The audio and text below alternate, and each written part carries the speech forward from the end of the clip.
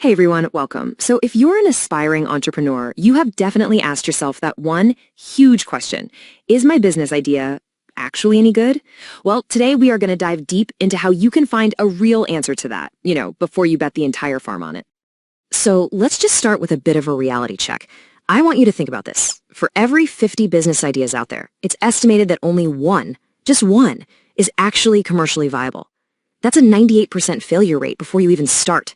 The stakes are just incredibly high.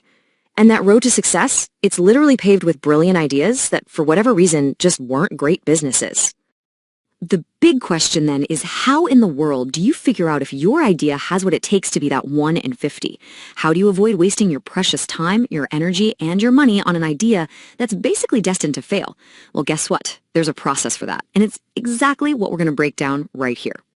Okay, so meet your new best friend, the feasibility analysis. Seriously, think of it like a pre-flight check for your business.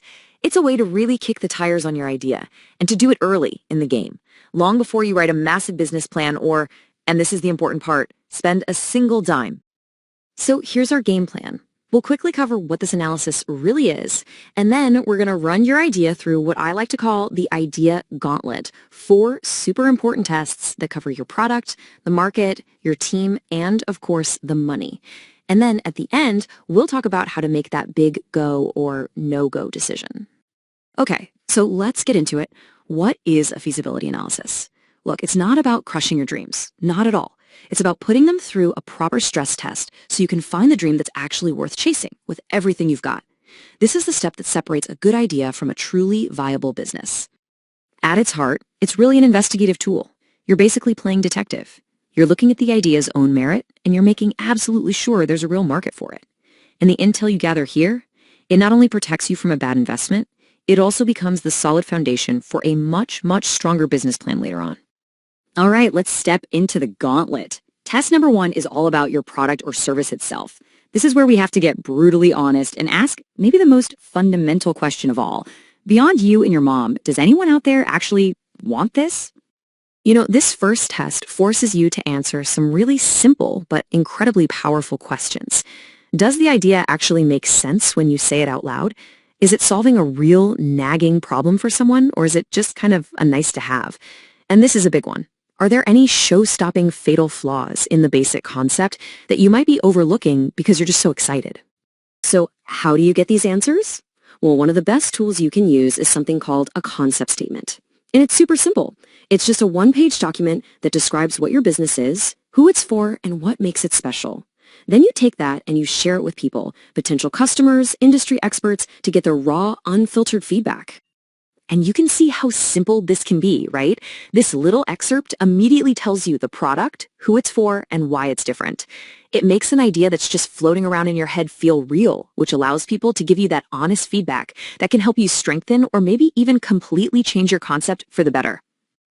And to really, truly test demand, you've got to do what we call gumshoe research. Yeah, think like a detective.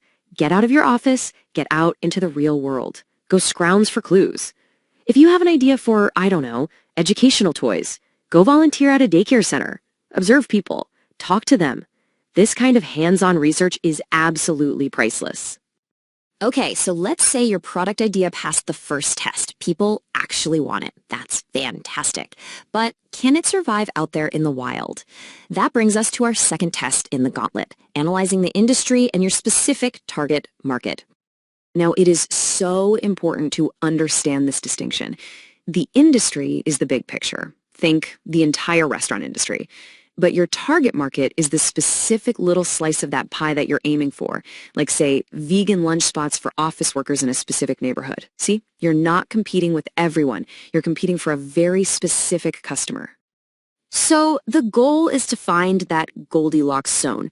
Your target market has to be large enough to actually support a business and make a profit, but you also want it to be niche enough that you don't immediately pop up on the radar of the huge industry giants on day one. It's that sweet spot where you can really plant your flag and start building a loyal following. An idea is only as good as the people who bring it to life. So test number 3 moves from the what to the who. This is all about organizational feasibility. It's time to take a really hard look in the mirror and ask, does our team have what it actually takes?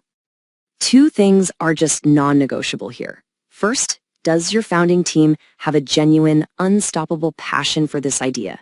Because you're going to need it. And second, how well do you really understand the market you're about to jump into? Passion is the fuel, for sure, but that deep expertise, well, that's the engine.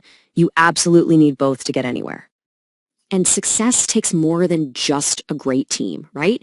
It needs a whole ecosystem of resources. Think about it. Do you have access to the right kind of physical space? Is there a good labor pool nearby you can hire from? What about your network of suppliers or potential partners? These are the practical, often overlooked little pieces of the puzzle that can totally make or break a new business. All right, let's move on to the final and, let's be honest, often the most intimidating test, financial feasibility.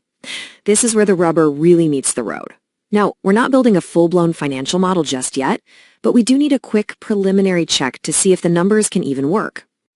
We can break this down into 3 pretty manageable steps. First, get a ballpark estimate of the total cash you'll need just to get the doors open. Second, do some of that gumshoe detective work again and see how similar businesses are actually doing. And third, use that information to make a solid judgment call on the overall financial attractiveness of your idea. So what does a financially attractive business even look like on paper? Well, you're looking for these green flags. Things like the potential for really rapid sales growth in those first few years, a high percentage of recurring revenue, that's the holy grail for investors, by the way, because it means predictable income, and super important, the ability to eventually fund your own growth without constantly needing outside cash. If your idea checks a few of these boxes, you're probably on the right track. So, you've run your idea through the gauntlet. It's been tested against the product, the market, the team, and the money. Now what? Well, now it's time to interpret the results and make that big decision. Now, the most important thing to remember here is that this is not a pass-fail exam. It's a clarifying filter.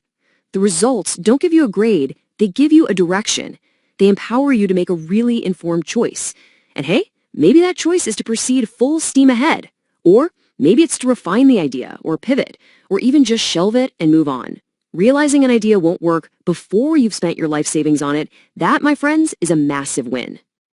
And that really brings us to the end. You now have the framework to separate a fleeting thought from a genuine business opportunity. So the only real question left to ask is this: is your idea ready to run the gauntlet?